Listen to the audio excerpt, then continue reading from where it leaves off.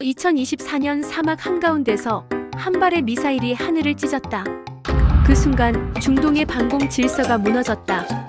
수십 년 동안 미국이 독점해온 무기 카르텔 단 2년 만에 균열이 생겼다. 그리고 그 틈새를 파고든 건 의외의 이름 대한민국이었다.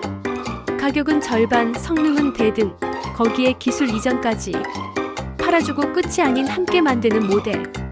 중동의 부자들이 처음으로 지갑보다 신뢰를 택했다. 패트리엇이 떠난 하늘에 천궁이 솟구쳤다. 오일머니가 아닌 기술이 세상을 바꾼다.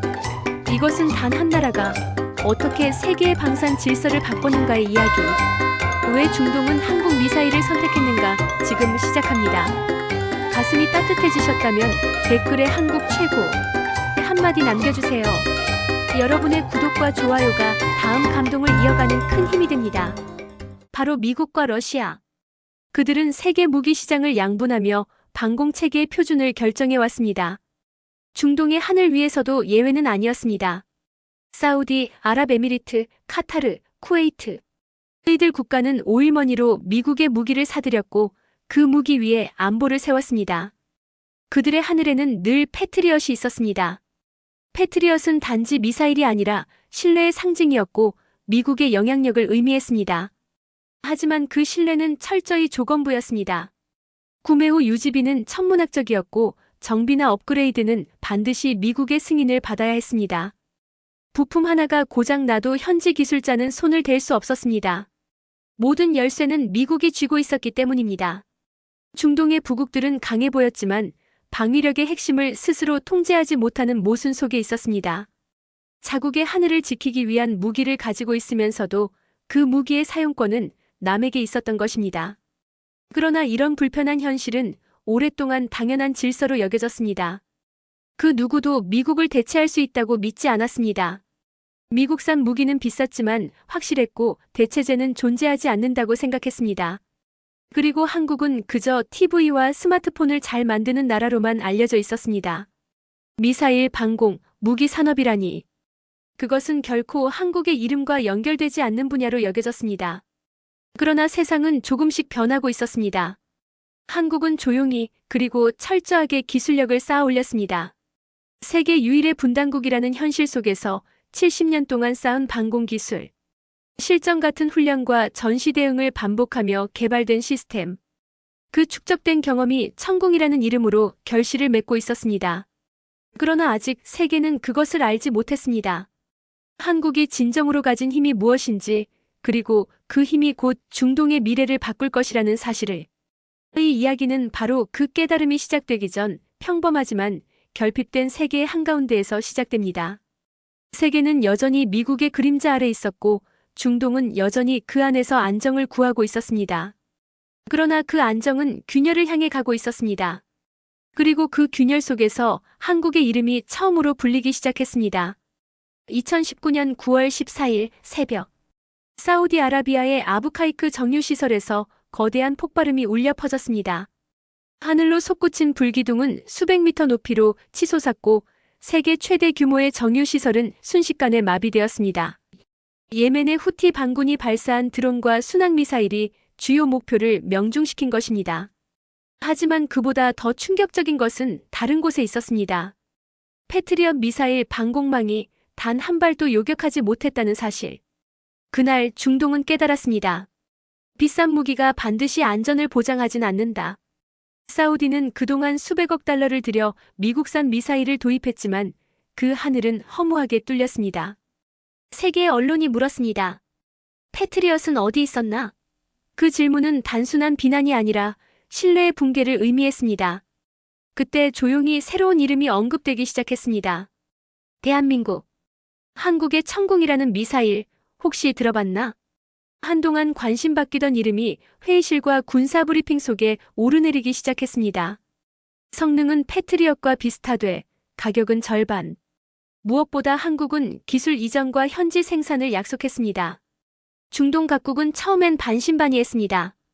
하지만 점차 질문이 바뀌기 시작했습니다. 미국산이 아니면 안 되는 이유가 있나? 바로 그때가 모험의 부름이 울린 순간이었습니다. 기존 질서가 흔들리고 새로운 가능성이 눈앞에 다가온 시점. 중동은 처음으로 선택의 갈림길에 섰습니다. 이제는 오일머니가 아니라 자주적 안보를 이야기하기 시작했습니다. 그들은 더 이상 미국의 허락 아래서 방공망을 운영하고 싶지 않았습니다. 기술을 배우고 싶었고 스스로 조립하고 유지보수하는 체계를 원했습니다. 그리고 한국은 그 부름에 응답할 준비가 되어 있었습니다. 우리는 무기를 파는 나라가 아니라 함께 성장하는 나라입니다. 그 한마디는 중동의 심장을 흔들었습니다. 오랜 세월 이어져 온 미국 중심의 방산 질서에 균열이 생겼습니다.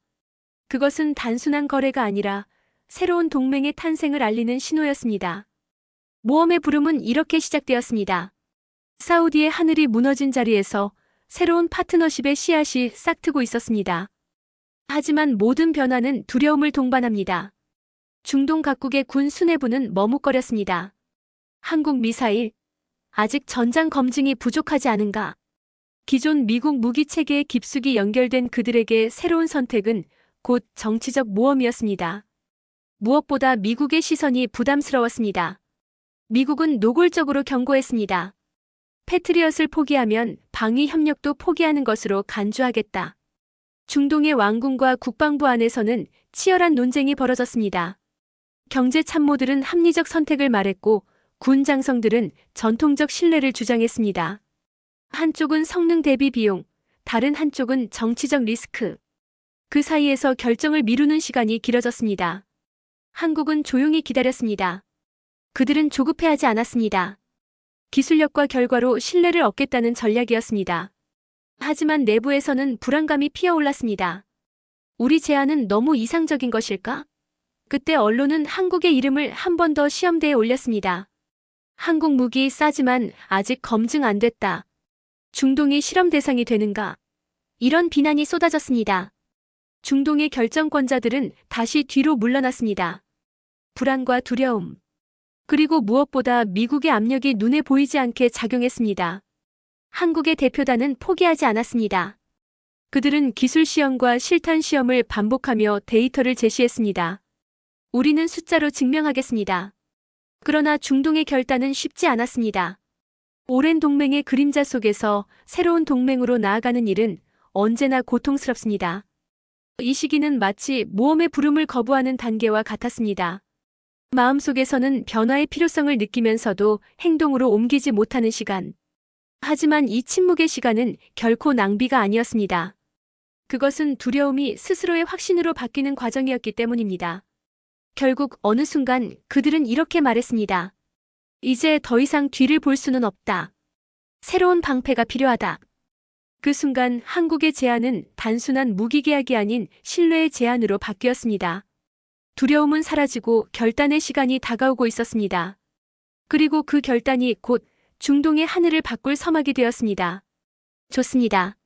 아래는 이어지는 왜 중동은 한국 미사일을 선택했는가? 중동의 하늘이 불안과 의심으로 가득하던 그때 한국은 예상치 못한 방식으로 다가왔습니다. 그들은 화려한 전시회나 정치적 외교 대신 기술자와 연구원들을 앞세워 조용히 현지로 들어갔습니다. 말보다 데이터로, 홍보보다 기술력으로 자신을 증명하기 위해서였습니다. 천궁2 개발진은 직접 사막의 시험장으로 향했습니다. 현지 환경에 맞춘 테스트를 반복했고 모든 결과를 투명하게 공개했습니다. 우리는 단순히 미사일을 파는 나라가 아닙니다. 함께 지키는 나라가 되고 싶습니다. 이 한마디가 모든 회의실의 공기를 바꿨습니다. 기존의 무기 수출국들은 단지 제품을 팔았지만 한국은 협력을 제시했습니다. 그들은 기술 이전, 현지 생산, 유지보수 교육까지 포함한 새로운 모델을 내놓았습니다. UAE와 사우디의 관계자들은 처음엔 놀랐고 곧 매료되었습니다. 정말로 이 모든 걸 함께 할 수 있다고요? 한국은 고개를 끄덕였습니다. 우리가 함께 성장해야 진정한 방어가 가능합니다. 그들의 접근은 단순한 상업이 아니라 철학이었습니다. 미국이 군사 패권으로 질서를 유지했다면 한국은 신뢰와 파트너십으로 질서를 재구성하고자 했습니다. 이 시점에서 한국은 단순한 판매자가 아니라 멘토가 되었습니다. 중동은 처음으로 스스로를 지키는 방식을 배우기 시작했습니다. 조립라인 설계, 부품 점검, 유지 시스템.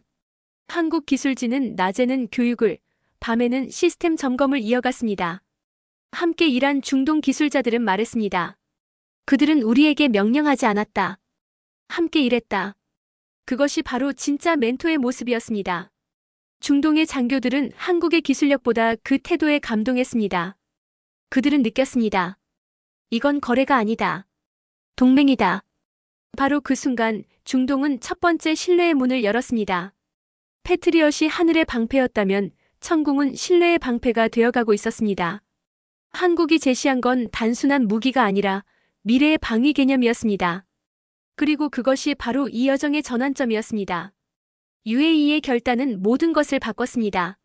4조 원 규모의 천궁2 방공 시스템 계약이 공식 발표되자 전 세계의 시선이 한순간에 한국으로 쏠렸습니다.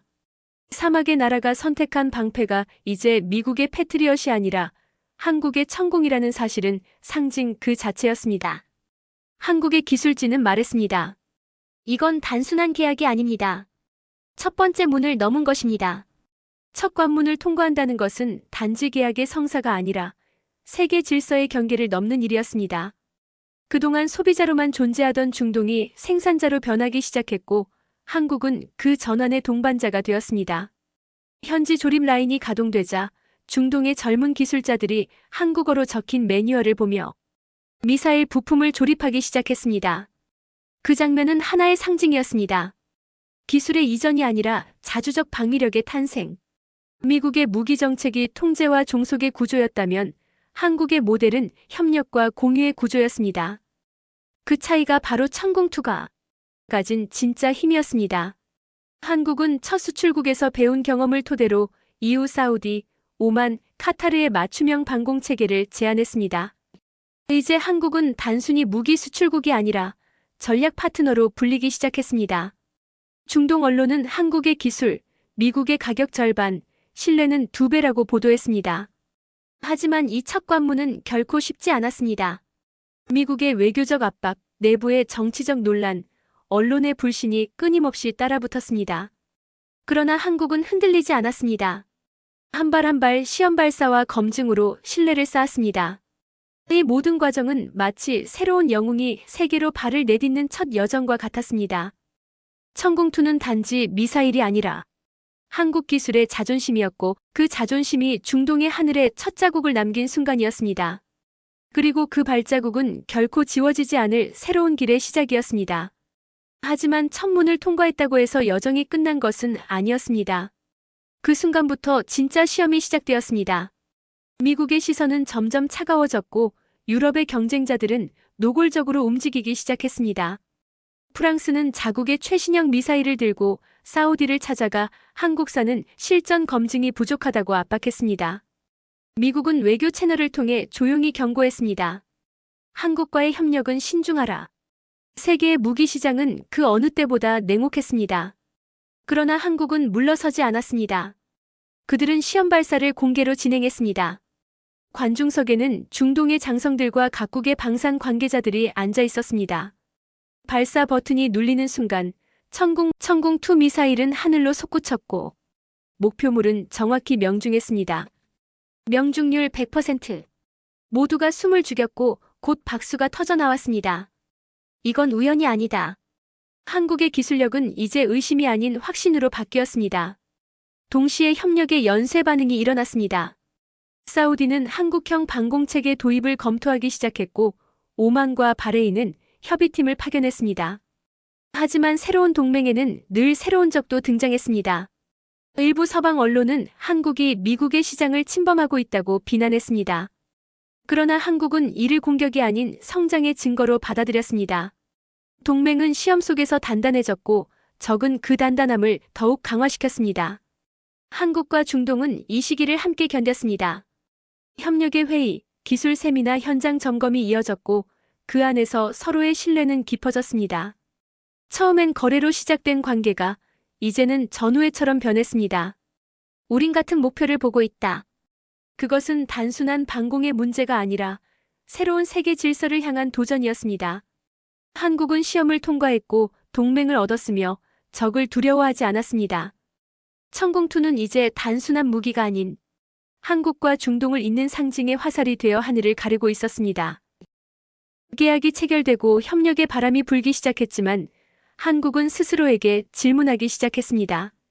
우리는 단순히 무기를 수출하는 나라일까? 아니면 새로운 질서를 만드는 나라인가? 그 질문은 단순한 산업적 고민이 아니라 철학적 성찰이었습니다. 한국은 전쟁의 상처 속에서 태어난 나라입니다. 수입하던 나라에서 수출하는 나라로, 의존하던 입장에서 자립하는 나라로 바뀌기까지 70년이 걸렸습니다. 그리고 이제 그 경험이 중동의 하늘 아래에서 다시 반복되고 있었습니다. 천공투의 성공은 단순히 기술력의 승리가 아니었습니다. 그것은 신뢰라는 보이지 않는 가치의 증명이었습니다. 그러나 동시에 새로운 부담이 찾아왔습니다. 우리가 만든 무기가 누군가를 지킬 수 있지만 누군가에게는 위협이 될 수도 있다. 기술이 가진 힘의 양면성 앞에서 한국은 깊은 고민에 빠졌습니다. 중동의 사막 한복판에서 한국 기술진들은 매일 밤 토론을 이어갔습니다. 우리가 추구해야 할 건 단순한 수출이 아니라 평화를 위한 기술이어야 한다. 그들의 태도는 상업이 아닌 사명감에 가까웠습니다. 그러던 중 한 젊은 엔지니어가 조용히 말했습니다. 선배님, 우리가 만든 미사일이 전쟁을 멈추게 한다면 그게 진짜 의미 아닐까요? 그 말에 모두의 시선이 멈췄습니다. 그날 이후 한국 방산팀은 자신들의 역할을 다시 정의했습니다. 무기를 파는 것이 아니라 자주 방위를 가능하게 만드는 기술. 그것이 한국이 세상에 전해야 할 메시지였습니다. 심연의 순간은 이렇게 찾아왔습니다. 국익과 윤리, 이익과 가치 사이에서 흔들리던 시간. 하지만 그 깊은 성찰이 있었기에 이후의 결정은 더욱 단단해졌습니다. 한국은 다시 일어섰습니다. 그리고 스스로에게 약속했습니다. 우리는 누구보다 깨끗하고 정직하게 신뢰로 승부한다. 그 결심이 바로 한국형 방산 모델의 뿌리가 되었습니다. 어둠 속에서 길을 찾는 순간 진짜 빛이 보이는 법입니다. 천공투는 이제 단순한 무기가 아닌 철학의 상징이 되어가고 있었습니다. 모든 여정에는 시련이 있습니다. 그리고 한국의 방산 역사에서도 그 시련은 갑작스럽게 찾아왔습니다. 미국이 자국의 패트리엇 미사일 일부를 중동 순환 배치한다는 소식이 전해졌을 때 그 의미는 명확했습니다. 중동 시장에서 한국의 부상을 견제하겠다는 신호였습니다. 동시에 일부 언론은 한국 미사일은 아직 불안정하다는 보도를 쏟아냈습니다. 불안감이 퍼지기 시작했고 몇몇 협상은 잠시 멈춰섰습니다. 한국의 방산 관계자들은 밤을 새우며 대책을 논의했습니다. 우리가 쌓은 신뢰가 무너지는 건 아닐까? 그러나 포기할 수는 없었습니다. 그들은 즉시 현장으로 돌아갔습니다. 중동의 고온과 모래 폭풍 속에서도 실전 테스트를 이어갔고 그 결과를 하나하나 기록했습니다. 우리는 보여줘야 합니다. 말이 아니라 증거로. 그 끈질긴 노력은 결국 변화를 만들어냈습니다. 한 달 후 사막의 시험장에서 열린 공개 시연. 발사 버튼이 눌리는 순간 미사일은 직선으로 솟구쳐 하늘을 갈랐습니다. 목표물은 완벽히 파괴되었습니다. 그 순간 모든 의심이 사라졌습니다. 관람석의 중동 장교들이 자리에서 일어나 박수를 보냈고 한국 기술진의 눈가에는 눈물이 맺혔습니다.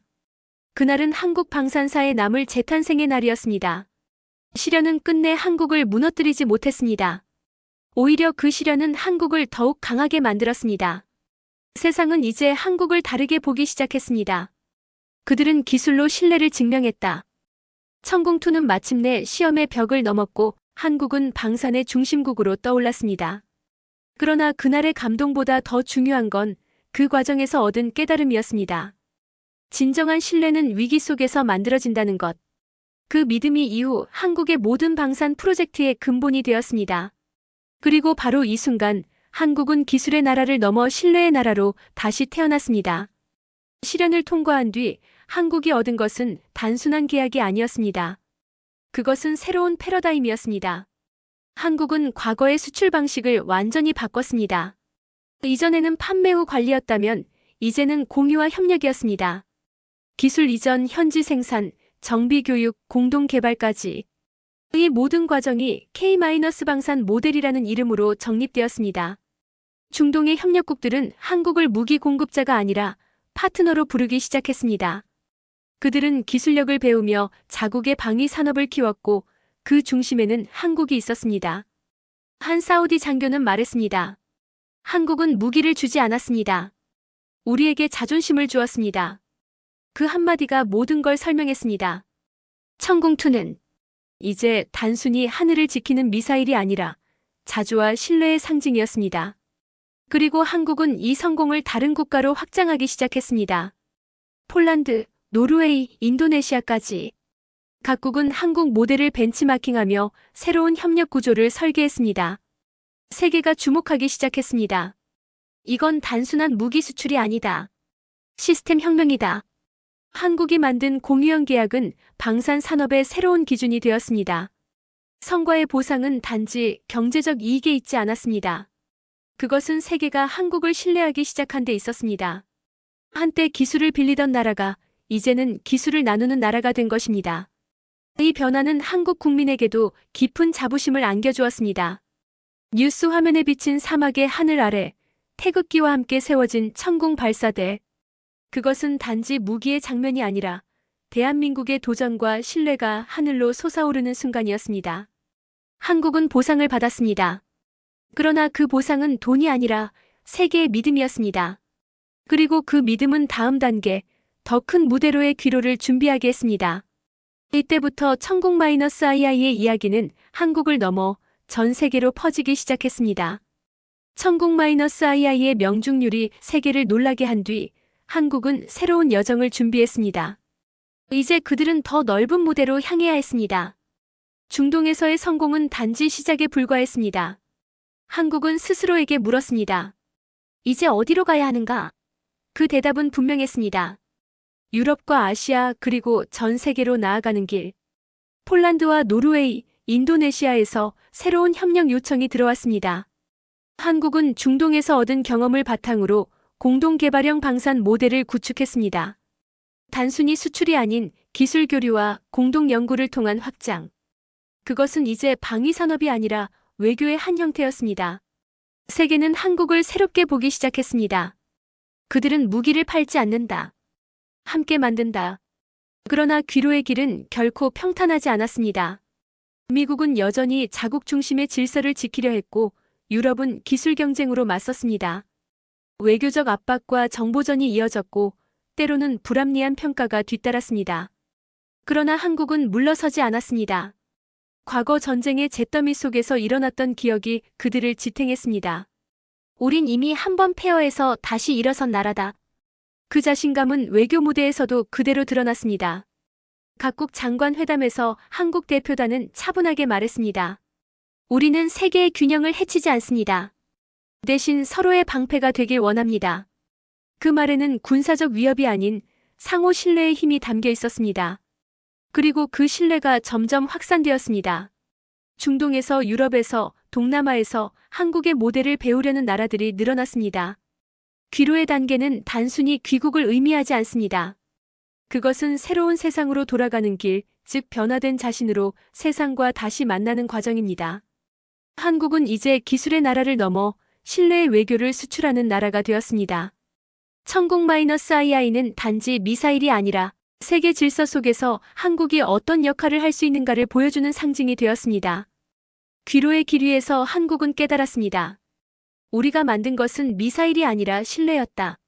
사막의 한 시험장에서 천궁-III가 하늘을 가르던 순간 세계는 그 영상을 지켜보고 있었습니다. 목표물 명중률 100%. 폭염 속에서도 단 한 치의 오차도 없이 미사일은 그 궤도를 완벽하게 그려냈습니다. 그날 이후 각국 언론의 헤드라인에는 같은 문장이 실렸습니다. 한국 미사일, 미국을 넘어섰다. 그것은 기술의 승리였고 동시에 외교의 부활이었습니다. 한국은 오랫동안 조용한 기술 국가로 불려왔습니다. 그러나 이제 그 조용함 뒤의 실력을 세상이 인정하기 시작했습니다. 그리고 이 부활의 순간에는 한 가지 중요한 변화가 있었습니다.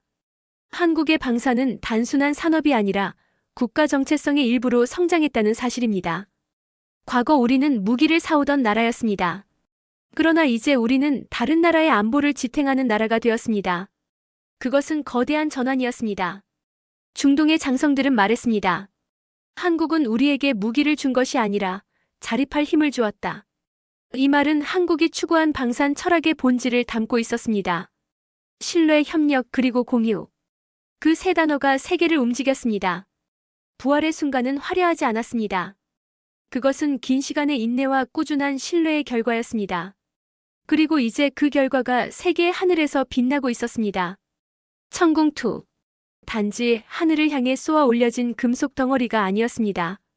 그것은 한국이 세상에 보낸 메시지였습니다. 우리는 이제 누구의 그늘도 필요 없는 나라다. 그 자부심은 국민의 마음에도 불을 지폈습니다. 뉴스에서 천궁-II의 성공 장면이 반복될 때마다 사람들은 눈시울을 붉혔습니다. 기술로 자주를 세운 나라. 그것이 한국의 부활이었습니다. 그리고 이 부활은 끝이 아닌 시작이었습니다. 한국은 이제 영웅의 여정을 마치고 세상으로 돌아왔습니다. 그러나 그 손에는 단순한 무기가 아닌 영약, 즉 세상을 변화시킬 지혜가 들려 있었습니다. 그것은 신뢰로 성장하는 모델, 공유로 확산되는 기술, 그리고 협력으로 유지되는 평화였습니다. 한국은 자신이 걸어온 길을 다른 나라들에게 나누기 시작했습니다. 폴란드는 K-2 전차와 K-9 자주포, 천궁 방공체계를 함께 도입하며 한국은 단순한 공급자가 아니라 스승이다라고 말했습니다. 사우디와 UAE는 한국과 공동 연구소를 설립하며 자국의 인재를 파견했습니다. 이제 한국은 기술 이전을 넘어 가치를 이전하는 나라가 되었습니다. 그것이 바로 영약의 귀환이었습니다. 과거 서방이 보여준 일방적 패권의 방식이 아니라 함께 나누며 성장하는 협력의 방식. 그것이 한국이 세상에 전한 가장 강력한 무기였습니다. 한국의 방산 모델은 이제 세계의 표준이 되어가고 있습니다. 각국의 전문가들이 한국의 협력 시스템을 연구하고 신뢰를 기반으로 한 계약 방식을 도입하고 있습니다. 한국은 조용히 그러나 확실하게 세계 질서를 바꾸고 있었습니다. 천궁2가 처음 사막의 하늘을 가르던 그날 아무도 이 이야기가 이렇게 커질 줄 몰랐습니다. 그러나 지금 그 하늘 아래에서 한국의 이름은 자존심의 상징으로 빛나고 있습니다. 이제 한국은 다시 고국으로 돌아왔습니다. 하지만 그들의 시선은 여전히 멀리 더 넓은 세상을 향해 있습니다. 우리가 만든 신뢰가 세계의 방패가 되길. 그것이 이 여정의 마지막 메시지였습니다. 그리고 이 메시지는 끝이 아니라 또 다른 시작이었습니다. 세상은 이제 알고 있습니다. 패트리엇의 시대가 저물고 천궁의 시대가 열렸다는 것을. 한국은 하늘을 지키는 나라에서 세계의 신뢰를 지키는 나라로 귀환했습니다. 그것이 바로 한국이 세상에 남긴 영약이자 새로운 시대의 서사였습니다.